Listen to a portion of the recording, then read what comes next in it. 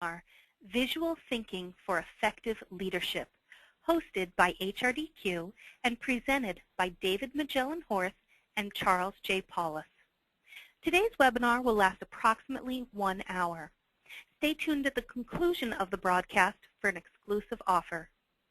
Now, before we begin, note that there is a question and answer window. It's usually located in the upper right-hand corner of your screen. You want to use this section to submit any questions that you may have throughout the presentation. My name is Sarah Montgomery, and I will moderate today's webinar. I am in business development for HRDQ, a publisher of research-based training solutions that improve the performance of individuals, teams, and organizations. Our presenters today are David Magellan Horth and Charles J. Palus. David is an accomplished designer, facilitator, and executive coach, as well as a senior fellow at the Center for Creative Leadership in the Design and Evaluation Center. He is considered a worldwide expert on organizational innovation. Charles Palus is a senior faculty member in research, innovation, and product development at the Center for Creative Leadership. He is the co-founder of the CCL Organizational Leadership Practice and has published widely on topics related to leadership in an interdependent world. David and Chuck are co-founders of CCL Labs, a community-based innovation laboratory that prototypes products such as the Leadership Explorer tools and the Early Leadership Toolkit. They are the co-authors of the award-winning book, The Leader's Edge, and co-inventors of Visual Explorer. Welcome, and thank you for joining us today. It's a great pleasure, Sarah. Thanks for that lovely introduction. And thanks to everyone who's taken their time out of their busy day to be with us on this webinar. Good morning, good afternoon, or good evening, wherever you are in the world. So welcome to our webinar. Chuck, did you just want to say hi? Hello, everyone. Welcome. So welcome to our webinar. In this next hour, or just under an hour now, we'd like to share a few things we've learned about visual thinking and effective leadership. And to do that, we're going to get right into this whole notion of visual thinking. We're going to take you through several experiences as we go through this hour together. We're about to put up a picture for you, and what we want you to do is to observe this picture. We describe this as paying attention, slowing your looking down, and really paying close attention to what you see. And as you look at the picture, pick out what is obvious and what is surprising, and what reactions you are having, and what questions you have. So please use your chat window to respond. You've been told where that is. And here's the picture.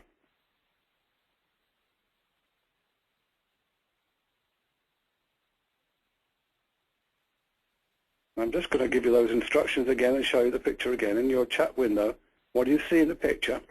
What's obvious? What's surprising? What reactions are you having? And what questions do you have about the picture?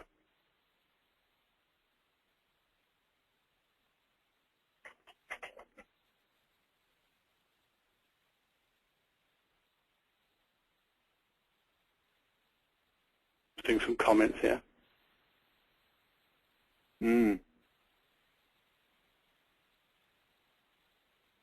Looks like a cafe in New Orleans, says one person. An image that can be used across many situations. I'm just going to go back to the picture again. It just moved itself forward.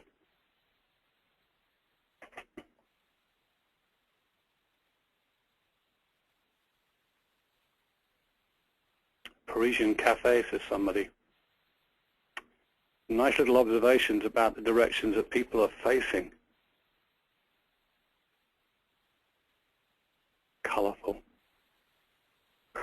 Where are they is a question.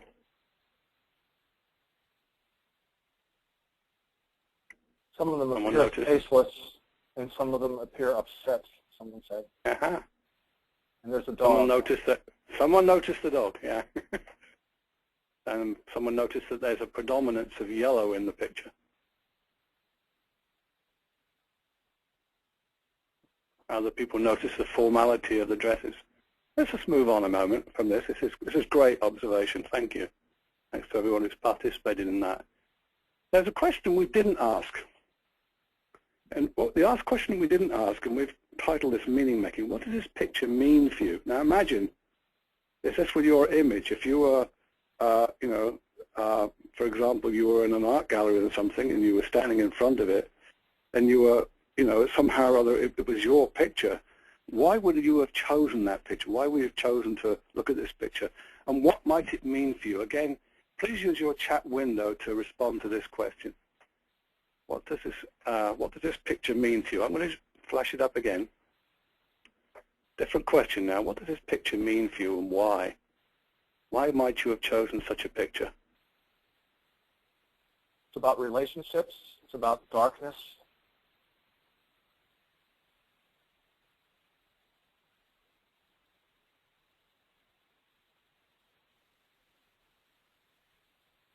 It's perhaps about male domination. Out solving problems. Somebody asked, so what do you mean when you say, what does it mean? So if you were looking at this picture and you say, wow, that really grabs me, this affects me at some level, it makes me think. So what are you thinking when that happens, if it did happen? And part of the issue might be that this picture might not do that for you. So it might not actually mean anything to you, and that's okay too. Some people it put in a bad mood, and some people it put in a good mood, I see. And one of the things we're hearing here, of course, are very different perspectives we have about things we're seeing in common. Mm-hmm. Somebody said, I don't like the picture. And somebody said, it relaxes me. It has no meaning for some people. Right, that's fine. So let's move on again. We wanted to get you into this visual space as soon as we could, and pardon us for talking over the top of it. Often when we're doing any visual thinking exercises, we either have total silence or we might put some light non-verbal music on, although that, of course, can be also distracting and interfering just with our observing of the picture. So let's move forward here, and would you take this over, Chuck, and talk about, some of how we came to be doing this visual thinking work? Yeah. So thank you, David. And again, welcome, everyone. It's a real pleasure to have you all here and to share our work. We're very excited to help you use visual thinking in leadership. We've been researching this topic for over 2 decades at CCL, David and myself and a team. And there's a few key insights that we've already touched on, and I just want to highlight these as we go through this. So the key insight overall is this. We call it putting something in the middle. And it's just this. We have found that the use of visual images in the middle of conversations on complex and difficult issues works for all kinds of people for creating insight and shared understanding. So the process that you just experienced is a piece of what we use when we foster dialogue in groups. So the kind of issues that you've already encountered, the picture looks different to different people. Different people take different meaning from the picture. Some people see light, other people see dark. Some people see things that other people didn't see. Somebody saw a dog, and I wonder how many of you saw that. It turns out all this is very rich material for having complex conversations about important things. So notice we didn't have you even focus on an important challenge or thing in your life yet. We're just talking about the image itself, and we've already found some of these qualities. The powerful part comes when you attach this process to a dialogue about something important. So David, take us to Leadership Metaphor Explorer, please. Okay, so we're going to take you through another little exercise. In this one, although we're using imagery, you'll notice that we're also using a certain amount of verbal as well. And what I'm going to do in a minute is put up 8 cards or 8 images which have stated verbal metaphors associated with them. This is a deck of cards that we developed for the way people think about leadership, good and bad. And so, we've actually chosen ones which generally have a kind of a positive edge to them. And we want you to choose a card that describes leadership when you are doing your best work together. So this could be you in your team, you in your organization generally. So choose a card that describes leadership when you're doing your best work together. And in the chat window, enter the number of the card. That's going to be from 1 to 8. And include a few new notes about why you chose it. So we're back to the chat windows. Now I'm going to hold it all 8 together, and some of you may already have chosen one that you select as what does it look like when we're doing good work together. And then I'm going to go through so you can see them in slightly larger form. Again, choose a card that describes leadership when you're doing your best work together, and write down the number of the card and kind of reason why you had chosen it, and notes about why you chose it. Defying tightrope walkers. The circle of inclusion. Supportive teachers. Co-creating musicians. Creative troubleshooters. Dependable repairmen. Geese flying in formation. Supportive teachers. World-class athletes.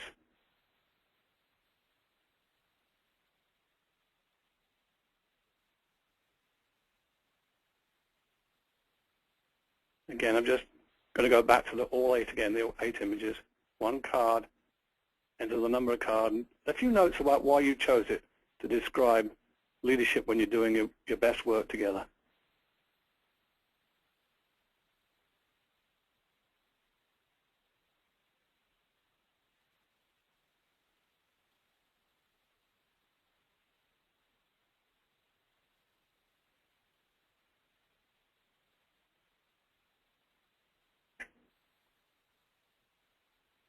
Just a couple more seconds.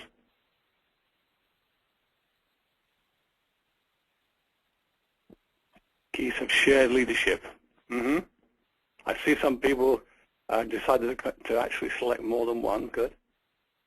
3, I'm a musician. Me too.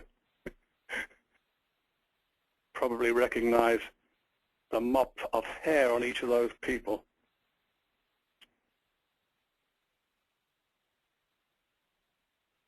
They both relate to being followers and leaders. People got the whole notion of leadership can't happen unless there are actually followers and so on. So nice stuff. I'm just going to move forward. Notice that some of you chose this notion of supportive teachers with a notion that leadership is about, coaching and developing others. Often used as a metaphor, one of the more popular cards that get selected out of this deck. I'm just going through a few of the other ones.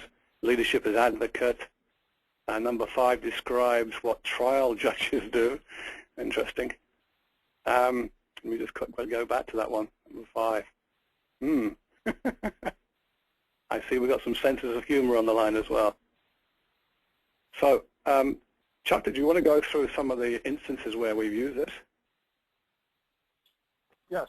Okay. Advance the slide, please, David. The one showing at the moment is the month, right? Okay. Yes, good. Okay. So, yeah, as I mentioned before, we've been researching this for over 2 decades, and a lot of this is field research. So we come up with some ideas about how to accentuate visual thinking and effective leadership, and we go out and test it in the field. And one of the questions we get is, do these work in a variety of cultures and different kinds of organizations around the world? These being any of these explore cards or any of these techniques using imagery. And the answer is that actually they work pretty good. So here's a monk in Thailand illustrating the testing of an early version of Leadership Metaphor Explorer. And we have, in fact, experienced that very different cultures have something in common when you put something visual in their hands. It turns out that the visual apparatus very directly interprets things and makes meaning out of things in a way that language often gets stuck on. So this picture just reminds us that this man who maybe doesn't otherwise understand what some of the contexts are in the cards, he's fascinated anyway, and he's making sense of that. And that can be very useful in a conversation. This slide represents an intense program we ran in Iraq. As the Allies were starting to prepare to leave the country, the U.S. military and the U.S. State Department came together in a special CCL boundary spanning program. And it turned out very well for these senior, very serious people. They were very engaged, and the visuals helped them to engage. And it turns out that they were able to talk about important things directly using this kind of imagery. So when people say, are these kinds of illustrations, they look sort of cartoonish, are they for everyone? I think we've answered that they're very engaging in often surprising ways. Next slide, David.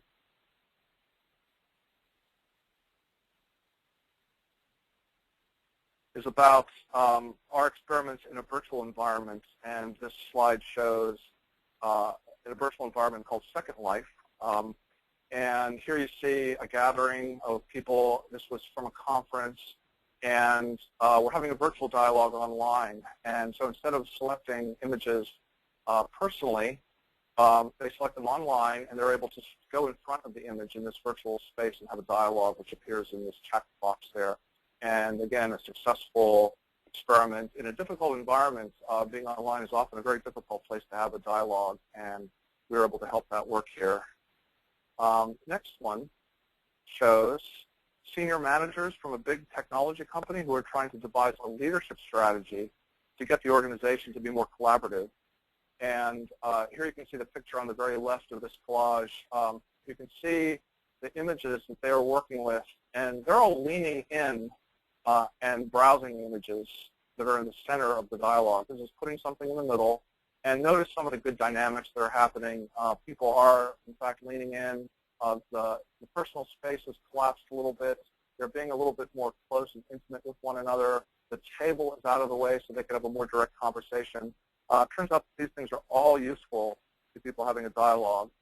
Next picture is an example of graphic facilitation as a leadership tool. I'm sure many of you have used graphic facilitation, where you have a facilitator who's up at a whiteboard or a piece of paper on the wall and drawing what happens in the room. And here's a very lovely example from our good colleague Bruce Fly, and it comes from an actual facilitation session that he used. I'm sorry you can't see the details, but the point is when you blow this up, the details are all there. And so Bruce was able to create a very intricate representation of the dialogue using his own drawing plus the Metaphor Explorer cards from a previous session. So he was actually able to take the prior dialogue session and incorporate it in this graphic facilitation, which is actually a very common way of using visuals. They accumulate meaning over time, so the ones you used in an earlier session could be used to facilitate a later session and deepen the conversation. So, David, back over to you. Thanks, Chuck. I noticed we were getting some questions about the exercise we were just doing. We'll talk a little bit more about that at the end. We're going to build in a question and answer session so that we get to respond to some of your questions. So we'll get to that. So thank you, Fernando, and others who have asked questions. We're often asked where some of our thinking and our research came from. Chuck and I did a lot of work around, how leadership looks like and how leaders resolve some of the complex challenges they're facing, and which eventually got published in a book called The Leader's Edge. And we discovered or unearthed competencies that were always there. We often call these neglected competencies, because people don't realize that they're competencies they are born with but just have failed to use over a period of time. And these 6 competencies, paying attention, personalizing, imaging, serious play, co-inquiry, otherwise called dialogue, and crafting.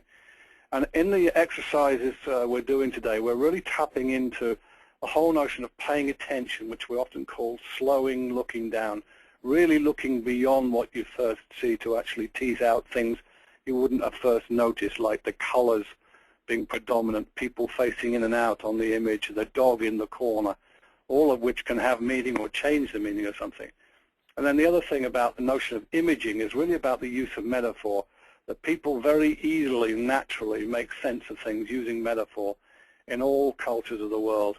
And then finally, the whole purpose of this kind of visual thinking for leadership is what Chuck talks about as being putting something in the middle, a whole notion of dialogue, having a different kind of conversation about important issues that we're trying to wrestle with.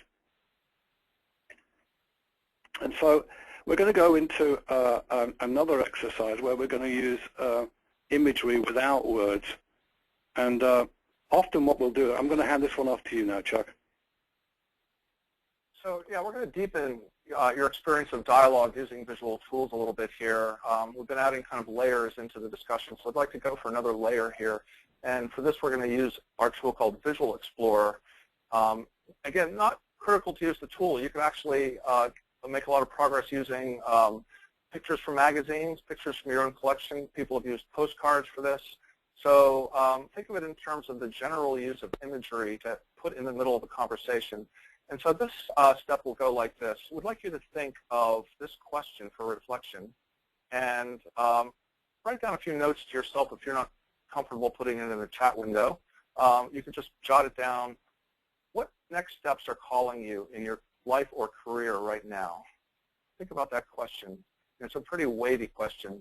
And notice now we're giving you something meaningful to really think about. In the first round, we weren't offering up so much of a meaning focus, but this is an important kind of question. It's more typical of the kind of question we put into the middle of such a dialogue.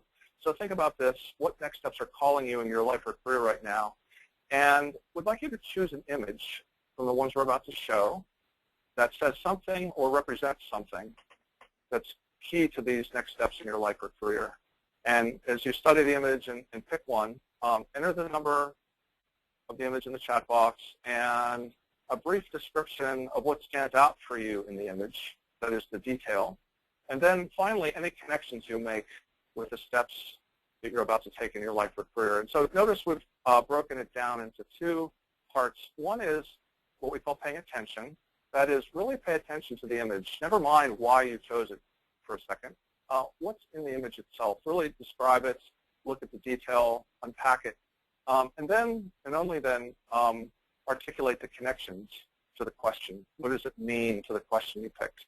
And it turns out those two steps, when you tease them apart a little bit, are very powerful in opening people up to talk. So we'd like to start showing you the images. So with the question in mind, browse all of them and pick just one and write the number, a description, and then any connections in the chat box. David, if you want to advance to the next slide. All right, here's all 9 images, and you can see them in miniature. Here's the first one, and we'll just dwell on each one just a moment. And we'll return actually to the screen with all 9 so you can continue to look at the detail. But see if it resonates first with the question, and see if you want to choose it for your question.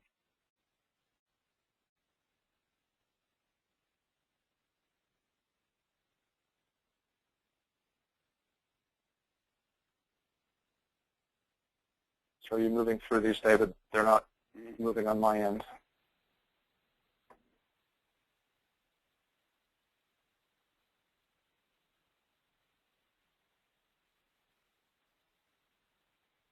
I'm still seeing slide 1. There's slide number 2. I've actually reached slide number 5. Oh, okay. Yeah, they're delayed a little bit.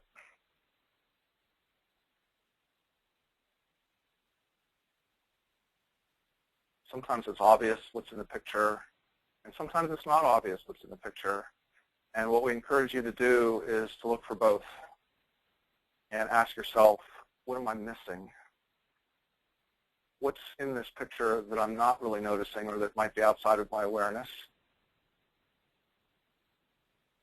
Even, is it right side up or upside down? Sometimes you can't tell.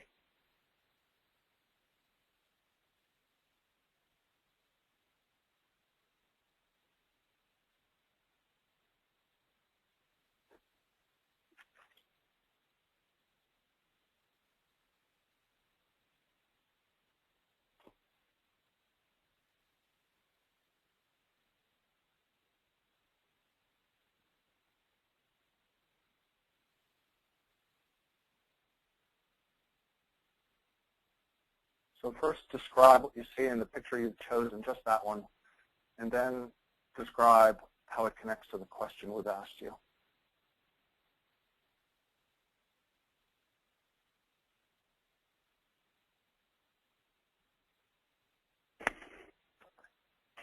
And so let me just apologize that we are in a kind of a stilted situation for dialogue, aren't we? And so we realize we're not really running a dialogue session per se.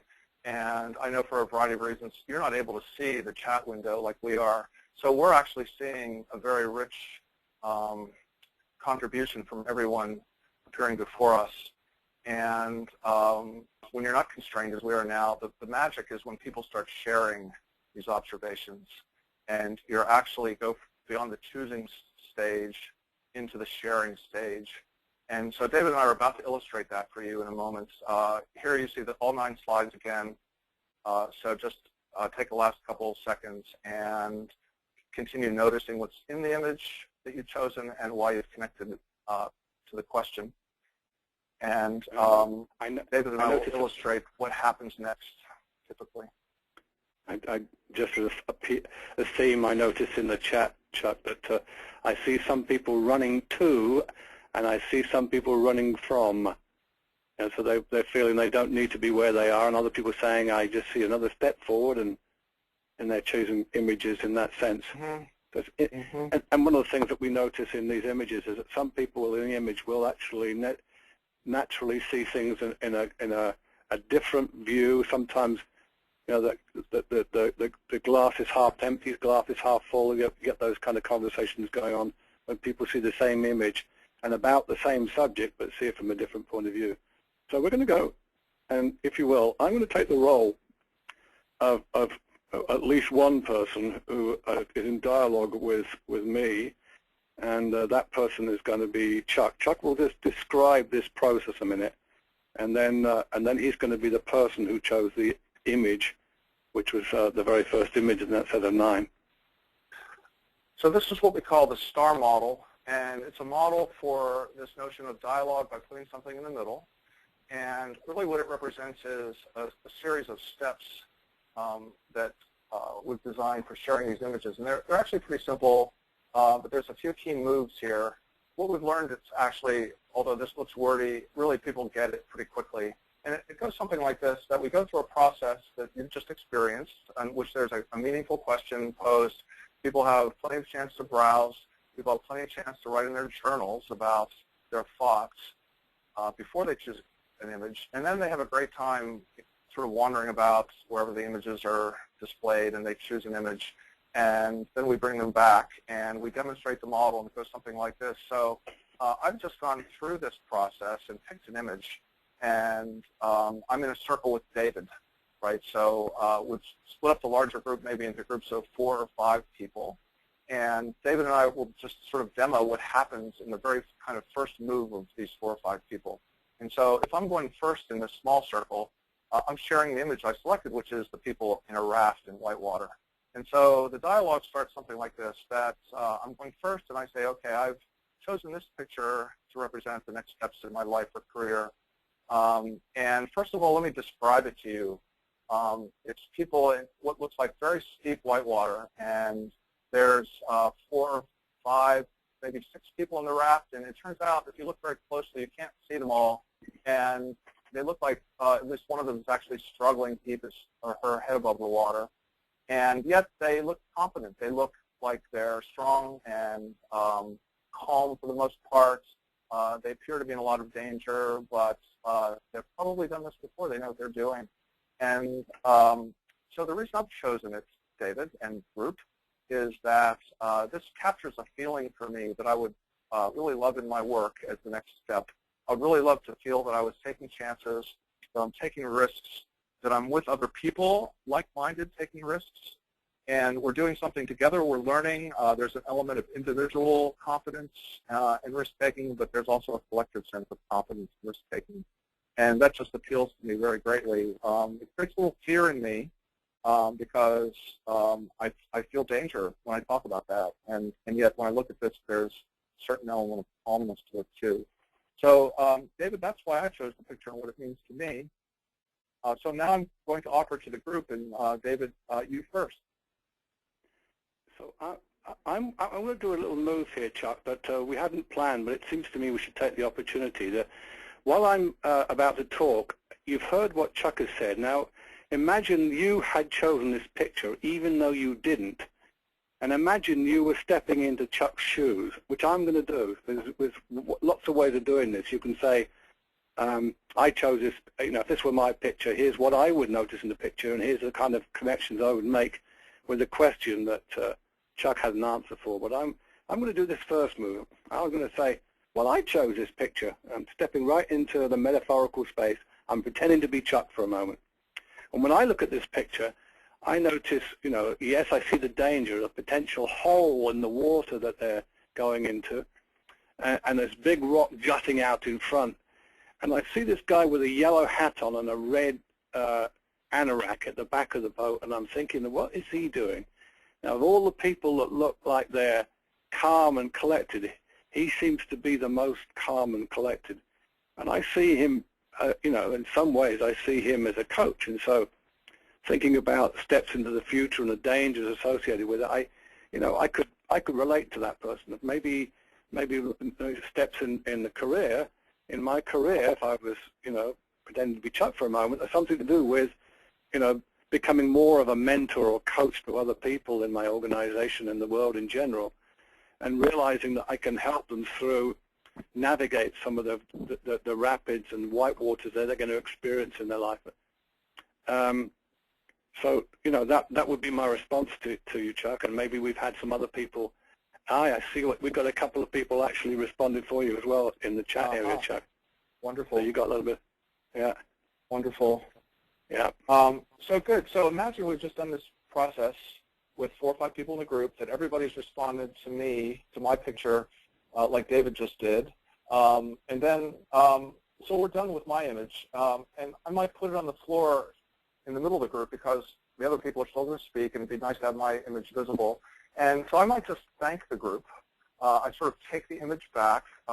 People have owned it in this way David had said, and kind of made it their own and commented on it, and sort of worked around in it a little bit. But now it's mine back again, because I chose it. It's my career in life after all. And so I might just sum up and say, first of all, thank you. And I might just mention a few things that really resonated that I hadn't thought of before. So David, when you were talking, I really resonated with the notion of navigating. I haven't heard that word in relationship to my career before, but it does feel like navigating rather than planning. And I think both are involved, but I'm going to play with that word navigating a little bit. And I also like your idea of coach. I haven't thought much about that either. When I first looked at this picture, I didn't see a coach or a guide, but now all of a sudden, wow, I do. I see the guide. It was invisible to me before, and now it's really on my mind. So I thank you and everyone else for that. And so then we'd go on to the next person. Perhaps David would go next and share his image, and we'd all do that process in the STAR model. And then we'd be finished, but we'd all be left with this sense of each other's career and life and what it meant to them. And then we have a lot of choices, actually, from the STAR model. We could actually continue the same conversation amongst ourselves over dinner because we've chosen imagery. It sticks for people. It resonates. We've talked to people who, after years and years, remember their image they selected for a question like this. So there's all kinds of potential if you're doing a design or you're working with leaders, not just in a leadership development context, but in a real work context. You could ask people, so what are the challenges we're facing? What kind of problems should we address first? What are we missing in our work? There's all kinds of work-related questions that real leaders typically engage and could stand to have their conversation improved. So these techniques are generally very good for facing and solving complex challenges in organizations.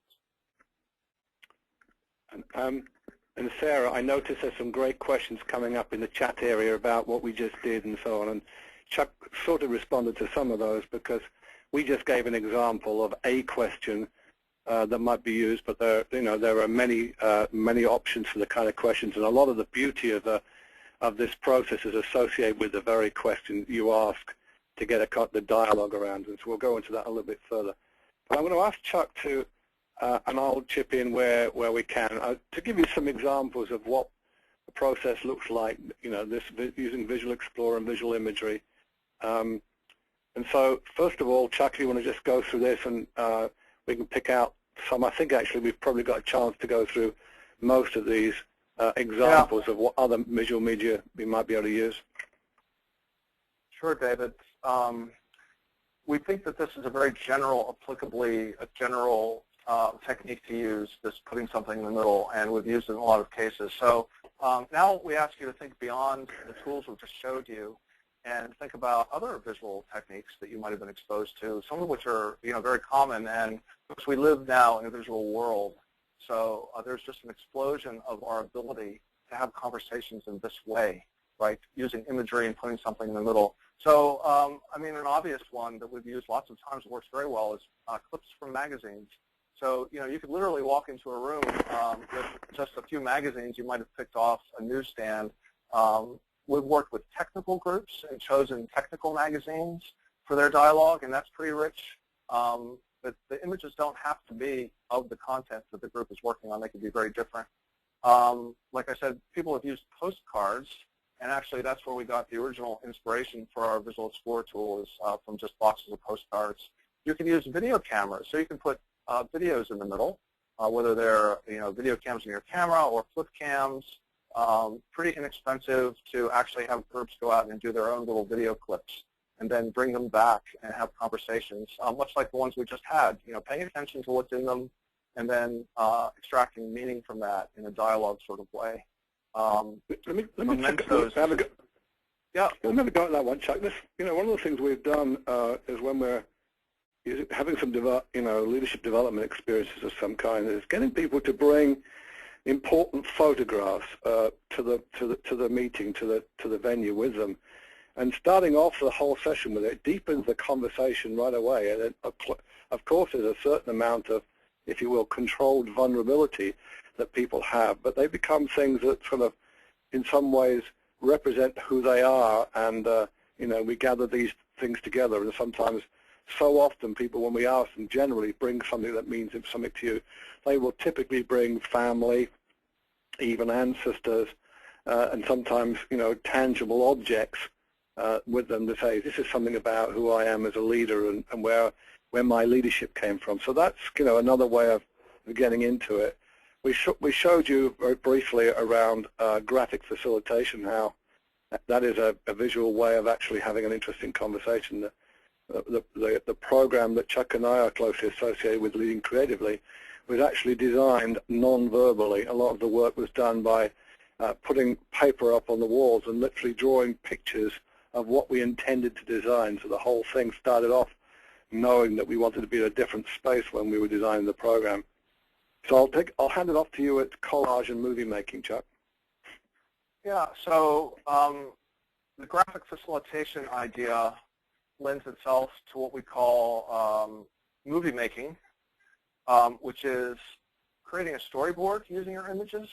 So imagine that you're your own graphic facilitator, right? You don't have someone doing it for you. Imagine a group that is actually doing its own graphics, and you have a whole wall of paper. And the instruction is something like to create a movie, we call it.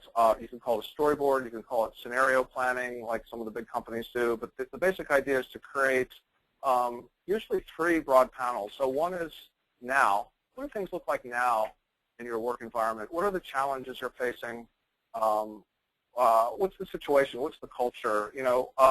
Based on all the stuff we've been talking about in whatever kind of retreat or program we've been working on, distill all that and put it into the now. Also work on the last panel, which is the future. Where are we trying to get to? What does it look like? What's the vision? So in this case, it's actually visioning by using images, which is a pretty cool thing. Visioning using only words is often very limited, but so they vision using images. And then the crucial center panel is how do you get from now to the future? And in a similar way, put imagery in that you've been selecting. You can select special imagery for the movie making, and it can also come from prior sessions. So the idea is to take everything you've learned and put it in this process. And it's very striking for people that this kind of loosens them up and gets them thinking in imaginative ways about what their choices and their options are. So it's scenario planning, but it's very vivid. I'm going to move us forward, Chuck, and so that they get some actual imagery of some of the things that we're suggesting about, the ways of using visual imagery in a leadership development session. Yep.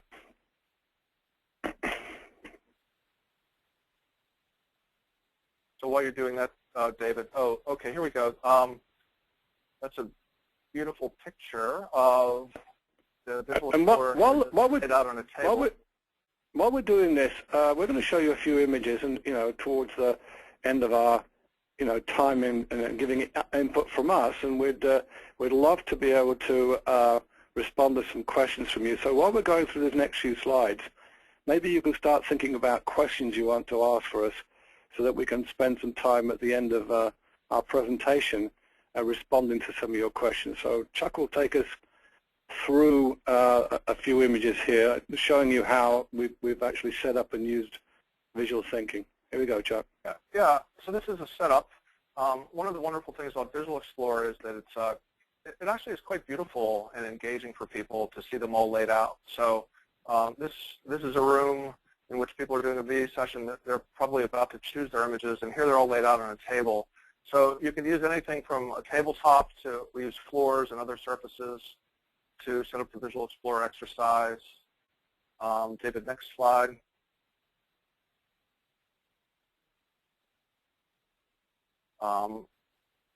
Sometimes we use art galleries, actually, to have a Visual Explorer session. We use the art itself. Okay, here's a scene in a railroad station in a coffee shop in which two friends are getting together. They haven't seen each other for a long time, and they've actually taken a smaller deck of images and are having a conversation just between the two of them, which is interesting in terms of the dialogue, just between the two of them, and their questions have to do with, well, so what's the important thing that you're doing right now, Al, and what's really on top of your mind these days in what you're working on? Now, of course, they have that conversation anyway, they're sharing, but using imagery gives them a whole new way into it and allows them to start, getting underneath the words that each other's sharing, and allows them to kind of imaginatively start playing off of each other's metaphors and asking deeper kinds of questions. So we think that's a pretty cool application. Next slide. And here's some people at a larger conference. One of the advantages of the larger images is that they can be seen across a table or across the room. And so, these kind of conference setups, retreat setups where everything's very noisy and it's actually hard to have a conversation at a table. And sometimes there's cultural differences, so people aren't always of the same culture. So having an image in your hand actually enables you to talk in a different sort of way. First of all, it removes a little bit of the kind of eye contact problem. The old thing that your mother taught you to always look people straight in the eye. Sometimes that's not always as helpful, and it's helpful if you're struggling a little bit to communicate, to be able to point to pictures and have the other person say, yeah, I get it, and have the other person lean in and have the other person start pointing. And so the pointing that they're doing here is very significant. Next slide, David. You can go through these a little quickly. The internet's slowing us down a little bit. Oh, yeah, here's another situation in which, the prior people, they were smiling. This person looks more serious, and indeed he has a more serious image. And, it's very tempting to start interpreting what he's talking about and looking at. But, it wouldn't be surprising if it had something to do with children. It might be that it reminds him of something when he was a child. There's some religious content to it, which, we don't shy away from that in the images we choose. It's up to the people interpreting. So if a religious kind of format springs something to mind for people, that's very useful. And so, here's a case in which this fellow is able to actually cross cultures. It looks like he's doing some culture crossing and very comfortable with that. Here's a fellow we happen to know this is a hut in South Africa.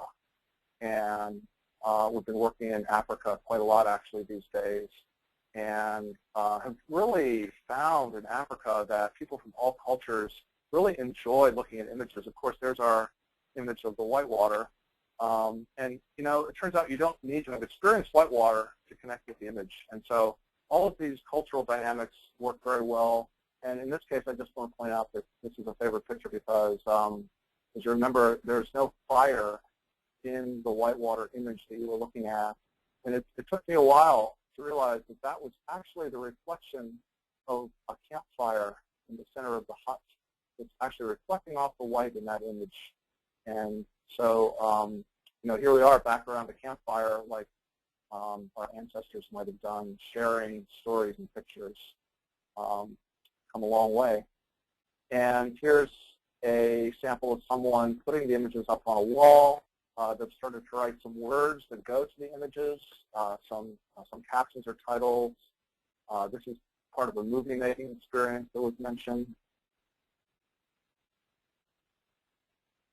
Continuation of that.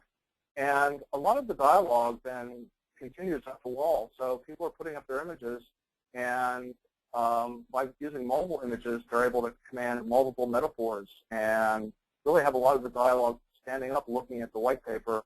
And here's another example of movie making using both visual explore images, metaphor images, magazine clippings, drawings. There might be some string in here someplace. And so they become very creative, and they're having a lot of fun doing this, as you can imagine. And yet it's just so incredible that when they want to get serious and say, okay, what does this mean to us, they're able to get very serious and very articulate about the meaning because of all the work that they've put into the meaning of this wall-side collage. So let me just round up, Chuck. I'm just moving to the next image. We've talked about this whole notion of visual imagery and using visual thinking as an essential ingredient to leadership conversations around important things. And Marcel Proust says it beautifully. The real voyage of discovery consists not in seeing new landscapes, but in having new eyes. And with that note, I'm just going to hand back to Sarah, who's going to take us through the final parts of this whole presentation. Absolutely. Thank you so much, David, and thank you very much, Chuck. We do have time to answer your questions. We've got some coming in already, so go ahead and continue to send those in. While we capture all of those, I am going to give you some information about the foundation of today's session, which is the Visual Explorer Complete Kit. This was developed by the Center for Creative Leadership. It's a powerful training tool that's designed to encourage collaborative conversations and useful dialogue in a safe learning environment. The kit includes 3 decks of reusable cards. You've seen many of those images today. The facilitator guide then provides the step-by-step guidelines along with some case history applications, worksheets, and other helpful tips for administering a meaningful training session.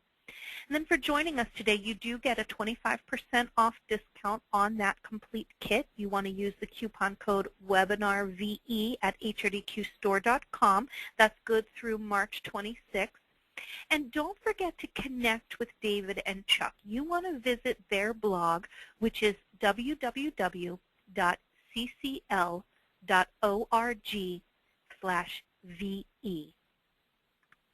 Okay, gentlemen, are you ready for some questions? We have a lot coming in, so I'm going to jump us back here. We had some good ones come in, as you mentioned, David, when you were referencing the STAR model. So I'm going to jump back there and ask a few questions around the STAR model.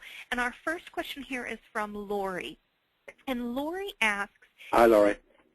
In the STAR model, are the group members, when they are responding, are they trying to put a quote-unquote better outlook on the picture for the owner? Great question. In fact, they may actually be putting anything but a great positive outlook. What they're doing, what they're doing is expanding the perceptions of what's in the image. So with Chuck, when I was that example with Chuck, I focused on something different than he focused on, and I noticed a guy with a red anorak and the yellow crash helmet on, and that drew Chuck's attention to it. So he had to start thinking about that. So what you're doing is broadening their perspectives, and that might include literally a negative viewpoint on the very same image. And it can go the other way around. Somebody may have put on an image and they've got some negative feelings about it, and then another person will see that it's positive. But it's not about negative or positive. It's about widening the perspectives by having your own eyes and lending your own eyes to what people have seen in an image, and then connecting that metaphorically back with a question that's been shared. I hope that answers your question, Laurie. Great, thank you. And within that activity-based center, Paul asked the questions, what kind of guidelines do you give the participants in choosing images? So he's familiar with that statement. You asked us to think about either life or career. But are there any kind of quote-unquote rules in choosing? You can only choose one. You either need to choose, a few different kinds. Any kind of guidelines that you provide them during that process? I can answer that. Yeah, sure. Yeah, it's very flexible, and what we find is that facilitators using this process, typically they say, oh yeah, this is easy for me anyway, I get it. And so the facilitator's able to make those kind of choices pretty well. So for example, if we're having people answer a question about something about their group, let's say, in which everybody's in the same group, let's say, what are the strengths of this group? We often find that it's very powerful to ask the questions in pairs with contrast. So if I was going to work with a group, I would ask them, okay, pick one image that represents how you think about the strengths of this group, let's say over the last 6 months, you can make it particular, and then choose another image that represents the developmental needs or the weaknesses that this group has shown over the last, say, 3 months. And it turns out that asking 2 questions and letting people thus pick an image for each really provides some more depth to the conversation, because then the images that get put into the middle sort of compare and contrast. And you see this lovely sort of duality in the images. So like David said, in a picture in which someone says, this is our strength, another person can say, yeah, and that also shows where we have some weaknesses too, because in that particular picture, that particular strength carried too far can become a weakness. And likewise, when someone says, well, this is a weakness of our group, then it allows someone else to come in and say, yeah, it might be a weakness, but I think in many ways it serves us well. And that deepens the conversation quite a bit. One of the things I want to add to that is, when Chuck said flexibility, absolutely. If people want to choose more than one image, I do warn them that it's going to take a little longer to process, but if you can't count, that's fine by me if you can't make your mind up. But the other little device that we use is sometimes the picture picks you, not the other way around. In other words, you're searching through these images. For example, they're laid out on the table, as you saw in one of the photographs there. And you see an image there, and you like it, or you kind of walk past it, and then you come back, and you can't make the connection immediately where the question's been asked, but you feel that you should pick that picture up, i.e. the picture picked you. It works very well when the picture has picked you, and you can make the connections later, or other people can help you make the connections with the question you ask. So there's a lot of flexibility in terms of what the guidance you give to people. I would just add one other thing in general about using something like this. As a facilitator, if you're doing this, treat it as though it's an everyday task. It's something that everyone does every day, and of course they do. They read newspapers, they watch television. They're always being interactive with imagery of some kind. And to make it look like it's something different actually doesn't help. So it helps if you just basically treat this as an everyday thing to do, a very natural thing to do, and sets people up feeling comfortable about doing something which may not be something they typically do in their business life, but it is something that they'll be doing when they're thinking about how they can be more effective in their business life. Great. Other questions? Yes. Still in the delivery of the activity, Jay asks, how do you handle it when the same image is chosen by multiple people in a group? Ha! That works fine. It really does work fine. Actually, sometimes when you've got a very large group, we actually will have more than one. We might have duplicates of images, but it works fine for people to say, I'm choosing this picture too. But they may have chosen it for different reasons, and they've got different eyes, and having those different eyes on it will actually, even if they're sitting in the same group and they've all chosen the same image, they still will get that same richness that you saw started happening when Chuck and I were talking through the whitewater picture. No problems about doing that. Good.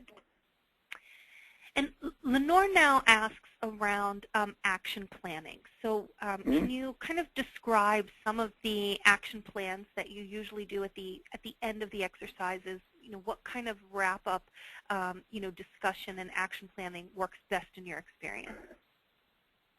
Yeah, you want to take that one, Chuck? David?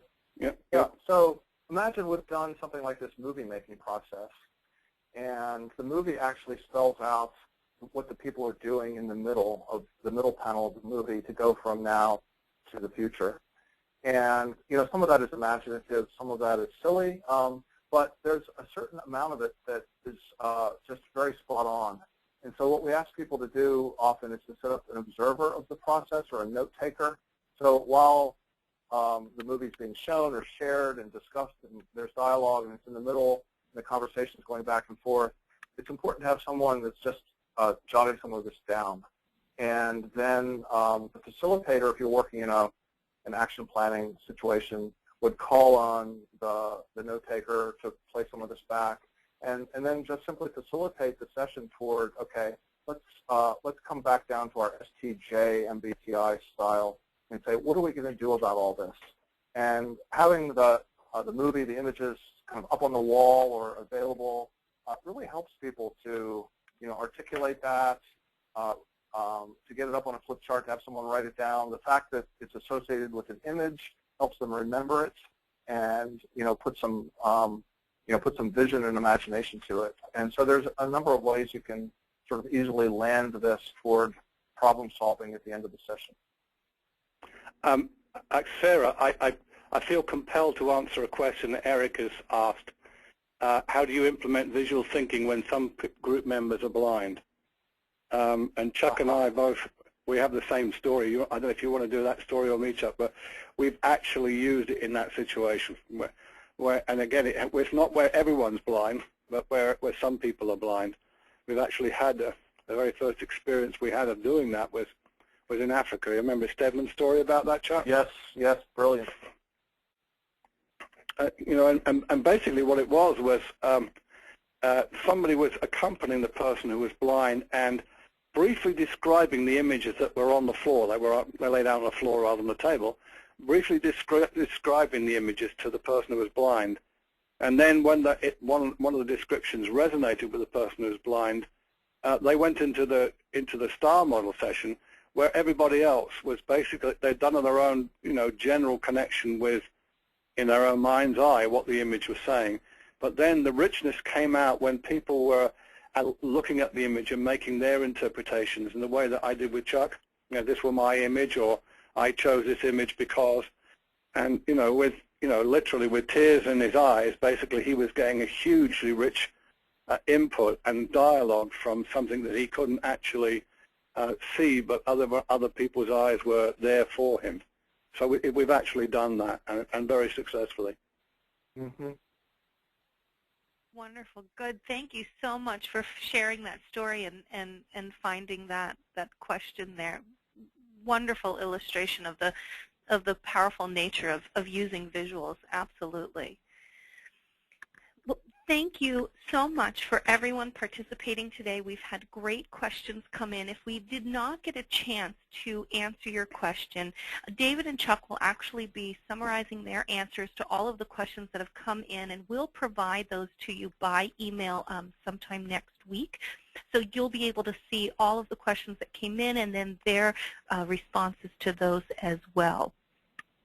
And David and Chuck, thank you so much, gentlemen, for sharing your expertise with us today.